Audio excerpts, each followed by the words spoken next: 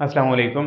Welcome to another biology lecture. और आज की इस वीडियो के अंदर हम एक डिजीज़ तो नहीं कह सकते, एक कंडीशन है जिसे डिस्पेप्सिया और इनडाइजेशन कहा जाता है, इसे डिस्कस करेंगे। इसे उर्दू में अगर हम देखें तो बदहज़मी जैसे हम बोलते हैं, या निज़ाम की ख़राबी कह सकते हैं आप। सो डिस्पेप्सिया और इंडाइजेशन क्या है? डिस्कम्फर्ट और pain in the upper abdomen. तो उर्दू में जब आपको समझ आ चुकी है बदहज़मी, तो आपको क्लियरली इसके सारे सिम्टम साइन समझ आ चुके होंगे, क्योंकि मोस्ट ऑफ द बहुत कॉमन है, ज़्यादा लोगों में देखने को मिलती है। जो आपका पेट का अपर पोर्शन है यानी स्टोमक, उसमें तकलीफ दर्द हो सकता है। और ये क्योंकि ग्रुप ऑफ सिम्टम्स होते हैं, खुद कोई डिजीज़ तो है नहीं, किसी वजह से ये मतलब सिम्टम्स अपीयर होते हैं। सो इसमें आपको सिम्टम्स देखने को मिलते हैं। ब्लोटिंग यानी पेट का फूल जाना, भरा हुआ होना, फीलिंग ऑफ फुलनेस आना, डिस्कम्फर्ट तकलीफ होती है, नाजिया जी मतलाता है, किसी चीज़ को खाने का दिल नहीं करता है, एंड बर्पिंग और डकार वगैरह आते हैं। और वो डकार जो होते हैं most of the time smelly डकार होते हैं। It mostly link to eating और ड्रिंकिंग। मोस्टली ये किस वजह से होती है? खाना, कोई मतलब बहुत ज़्यादा खाना खा लिया, या फिर कोई ऐसी ड्रिंक्स एकदम से ऊपर नीचे खाना खाने से मोस्ट ऑफ द टाइम होती है। या सम टाइम किसी इन्फेक्शन की वजह से हो सकती है, कोई इन्फेक्शन हुआ है, उससे आपका गैस्ट्रोइंटेस्टिनल ट्रैक जो है उसमें कोई चेंजेस आ चुकी हैं, जिसकी वजह से हाजमा ठीक नहीं रहा। या फिर कुछ लोग होते हैं जिनको कोई चीज़ सूट नहीं करती।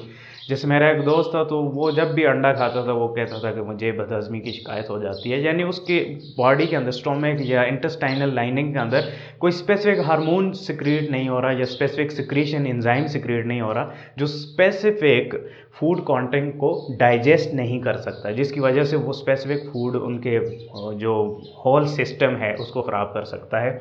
मेडिकेशन वगैरह लेने से आपका जो निज़ाम है वो ख़राब होता है, तब भी ये कंडीशन अगर हो सकती है। सिम्टम्स जैसा कि यहाँ पर मैंने आपको बता दिया: discomfort in the upper abdomen, bloating यानी फीलिंग ऑफ फुलनेस होना, बर्पिंग, बेल्चिंग, डकार वगैरह आना, नाजिया जी मत लाना।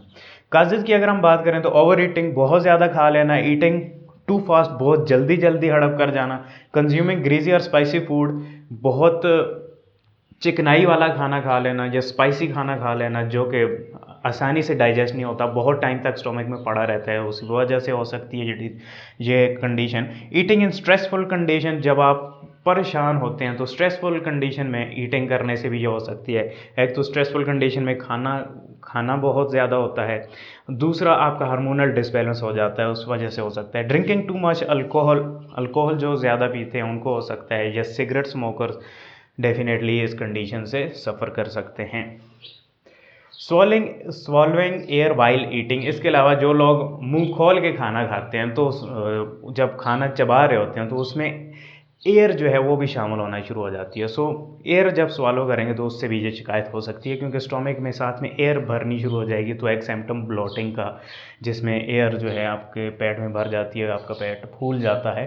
प्रिवेंशन की बात करें तो आपने क्या करना है? ईट स्मॉल मील, कम खाना खाना है, ईट स्लोली, आहिस्ता खाना है, अवॉइड ग्रीजी स्पाइसी फूड, चिकनाई वाले खाने और स्पाइसी फूड से परहेज़ करनी है। मैनेज स्ट्रेस से बचें, रिड्यूस कैफ़ीन कम इस्तेमाल करें, जो पत्ती में होती है, कॉफ़ी में होती है।